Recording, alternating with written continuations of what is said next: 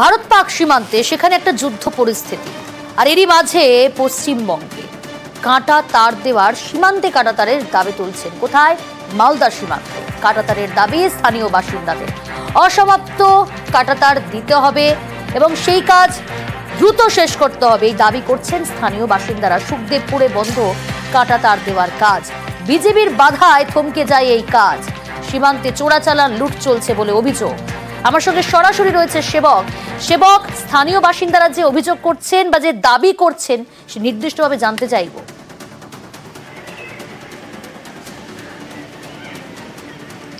একদমই প্রিয়াঙ্কা, দেখো যেটা তুমি বলছিলে যে ভারত পাকিস্তানের মধ্যে এখন যুদ্ধের আবহ, আর এই পরিস্থিতিতেই মালদহের সুখদেবপুর সীমান্তের মানুষজন তারা চাইছেন এই এলাকায় যে অসমাপ্ত বেড়া তৈরির কাজ আছে সেই কাজ যেন দ্রুত শেষ করা হয়।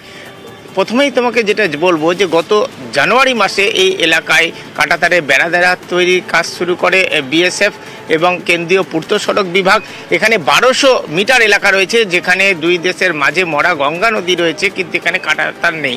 এই এলাকায় হাসিনা সরকারের আমলেই জমি জরিপ হয়েছিল, সেই মতো সমীক্ষার শেষে একটি উঁচু বাঁধ রোডের মতো একটা মানে বেসমেন্ট তৈরি করে বিএসএফ, তার উপর দিয়ে কাঁটাতারে বেড়া দেওয়ার কাজ শুরু হয়েছিল। কিন্তু জানুয়ারি মাসের প্রথম সপ্তাহে বাংলাদেশে পালা বদলের পর এখানে বিজিবি আপত্তি তোলে। শুধু তাই নয়, সীমান্তে তারা একাধিক বাংকার করে অস্ত্র উঁচিয়ে ভারতীয় শ্রমিক যারা কাঁটাতারের বেড়া তৈরির কাজ করছিলেন তাদেরকে অসমাপ্ত কাঁটাতার দেওয়া, এবং যেটাকে বাধা দিচ্ছে কারা? না বিজেপি সেবক।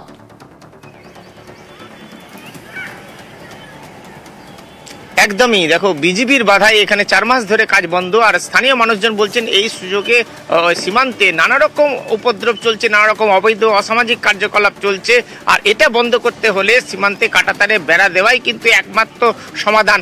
আর এই পরিস্থিতিতে যাতে দ্রুত কাঁটাতারের অসমাপ্ত কাজ শেষ করা হয় এই দাবি তুলছেন সুখদেবপুরের মানুষ। কারণ বাংলাদেশি দুষ্কৃতীদের উপদ্রবে তারা রাত্রে দু চোখ পাতা এক করে ঘুমোতে পারেন না নিশ্চিন্তে, কারণ এখানে চোরাচালান চলে, এখানে অনুপ্রবেশের আতঙ্ক রয়েছে। সব মিলিয়ে দাবি জোরদার হচ্ছে এই সীমান্তে কাঁটাতারের বেড়া দেওয়ার। প্রিয়াঙ্কা, বেশ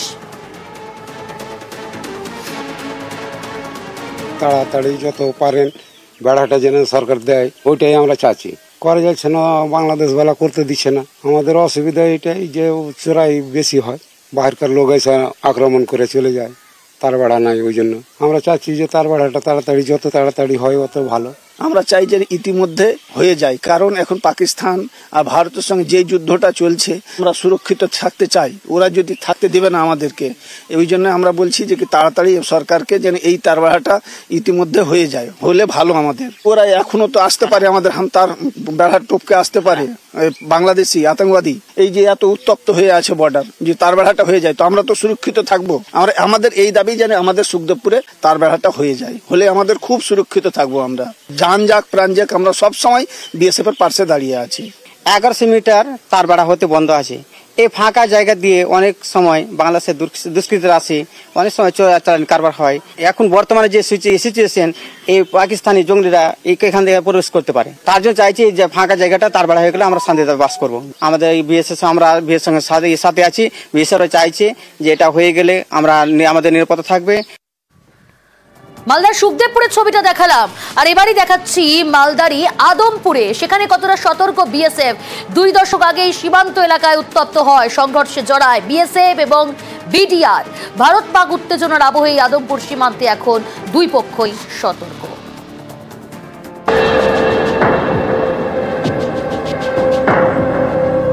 সীমান্তে সতর্ক বিএসএফ, সীমান্তবর্তী গ্রামে টহল, কাঁটাতারের এপার থেকে কড়া নজরদারি। মালদার আদমপুর ভারত বাংলাদেশ সীমান্তের অন্যতম গুরুত্বপূর্ণ এলাকা। 2 দশক আগে এখানেই সংঘর্ষে জড়ায় ভারত বাংলাদেশের সীমান্তরক্ষী বাহিনী। আমার বাম দিকের যে এলাকা কাঁটাতারের ওপারেই বাংলাদেশের রাজশাহী জেলার ভোলাহাট এলাকা।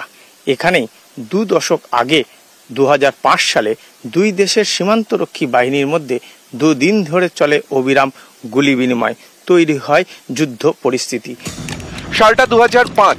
মালদার আদমপুরে বাংলাদেশ সীমান্তে কাঁটাতার ছিল না, সীমান্ত নিয়ে সংঘর্ষে জড়ায় ভারতের বিএসএফ এবং বাংলাদেশের বিডিআর। দুদিন ধরে দুদেশের সীমান্তরক্ষী বাহিনীর মধ্যে ব্যাপক গুলি বিনিময় হয়। এক গ্রামবাসীর গুলি লাগে। আমাদের এখানে বিএসএফ যেভাবে অ্যালার্ট আছে তাতে আমাদের ক্ষতি হয় না, হওয়ারই কথা। বাংলাদেশের এসে আমাদের অ্যাটাক করার বোধহয় পারবে না। আমরা যেহেতু আমাদের বিএসএফ অ্যালার্ট আছে, রাত্রে একটু ঘোরাফেরা করতে মানাই করছে, সন্ধ্যা সকাল ঘুরো। এখন কি তাহলে আমবাগানে রাত পাহারা হচ্ছে? হ্যাঁ, মোটামুটি 9টা-10টা পর্যন্ত হয়, তারপরে আর ভোর 4টার দিকে আবার আসে সবাই। আদমপুরে সীমান্ত নিয়ে এখন আর কোনো বিবাদ নেই। 2010 সালে ভারত বাংলাদেশ সীমান্তে কাঁটাতারের বেড়া দেওয়া হয়। সীমান্ত পারে শান্ত গ্রাম আদমপুর, গাছপালায় ঘেরা।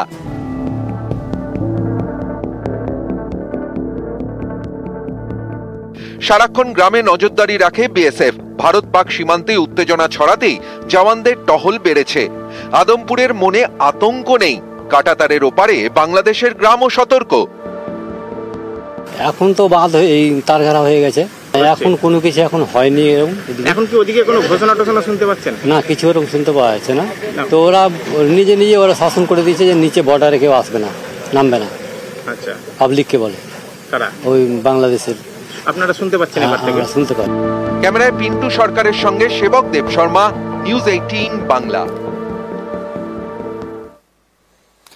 ভারত পাকিস্তান সীমান্তে টেনশন, আর ওল্ড মালদার ভারত বাংলাদেশ সীমান্তে ফিরছে 20 বছর আগের স্মৃতি। সীমান্তে সংঘর্ষের কথা শুনলেই বুক কেঁপে ওঠে অনিতা চৌধুরী।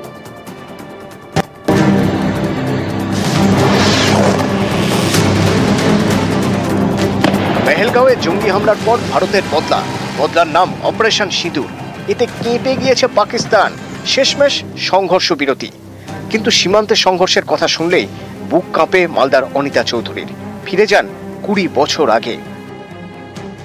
বর্ডারে ঝগড়া লেগেছিল, তখন বাংলাদেশ থেকে আমাদেরকে এইদিকে ইন্ডিয়া থেকে, তখন আমি বাড়িতে ছিলাম, আমার মা ছিল না, আমার বৌদি ছিল বাড়িতে, আমরা বাড়িতে ঘুমিয়েছিলাম, ঘরের মধ্যে ছিলাম, গুলিটা এসে লেগে গেছিল। হ্যাঁ, ওখানেই ছিলাম, ওদিক থেকে আসছিল গুলিটা, অনেকটি গুলি পড়েছিল। ওল্ড মালদার মুচিয়া গ্রাম পঞ্চায়েত, এখানকার সীমান্তবর্তী গ্রাম ছোট ভেস্ট পাড়া। মহানন্দা নদীর ওপারে বাংলাদেশ। মহানন্দার পাড় বাঁধানো নিয়ে 2005 সালের অগাস্টে গরম হয় সীমান্ত। ঝাঁকে ঝাঁকে গুলি চালায় বিডিআর। আতঙ্কে ঘরে ঢুকে পড়েন সীমান্ত লাগোয়া ছোট ভেস্ট পাড়ার বাসিন্দারা, কিন্তু তাতেও রক্ষা হয়নি। গুলিবিদ্ধ হন অনিতা চৌধুরী, বয়স তখন 14। তার পাঁজরে গুলি লাগে। বিএসএফ এর পাল্টা জবাবে পিছু হটে বিডিআর। এদিকে ধীরে ধীরে সুস্থ হয়ে ওঠেন অনিতা, কিন্তু ভুলতে পারেননি পুরনো দিনের কথা। বর্ডারে ঝগড়া লেগেছিল, তখন বাংলাদেশ থেকে আমাদেরকে এইদিকে ইন্ডিয়া থেকে, তখন আমি বাড়িতে ছিলাম, আমার মা ছিল না, আমার বৌদি ছিল বাড়িতে, আমরা বাড়িতে ঘুমিয়েছিলাম, ঘরের মধ্যে ছিলাম, গুলিটা এসে লেগে গেছিল। হ্যাঁ, ওখানেই ছিলাম, ওদিক থেকে আসছিল গুলিটা, অনেকটি গুলি পড়েছিল। তো আমাদের এখানে পার্সেই বর্ডার, এই বর্ডারের ওপার থেকে বাংলাদেশ থেকে যখন গুলি ছাড়ে তখন আমাদের এগুলোতে অনেক হারে গুলি পড়েছে, মানে ঝাঁকে ঝাঁকে গুলি আসতো। তো এই পার্সের বাড়ির এক মেয়ের ওই 17-18 বছর যখন বয়স, সেই সময় একটা গুলি লাগে, মানে সাইড দিয়ে ঘেঁষা খেয়ে গেছিল। তো ওই সময় দেখেছিলাম। এখন ধরেন একটা ঝামেলা চলছে, সেই ঝামেলায় এখন আমাদের এখানকার লোক আতঙ্কই আছে। বাংলাদেশ পাকিস্তানের সাথে যে একটা গন্ডগোল চলছে আমাদের ইন্ডিয়ার, সেরকম হিসাবে এখনো আতঙ্কই আছে লোক। শুধু অনিতা চৌধুরী জখম হয়েছে তা নয়, গোটা পাড়া জুড়ে ঝাঁকে ঝাঁকে গুলি আসছিল সীমান্তের ওপার থেকে। এখন বর্তমান পরিস্থিতিতে যখন পাকিস্তানের সঙ্গে বন্ধুত্ব নিবিড় সম্পর্ক নিবিড় বাংলাদেশের, তখন বাংলাদেশের সীমান্তবর্তী মালদহের এইসব গ্রামেও মানুষের মধ্যে নানা রকম উৎকণ্ঠা কাজ করছে। ক্যামেরায় পিন্টু সরকারের সঙ্গে সেবক দেব শর্মা, নিউজ 18 বাংলা।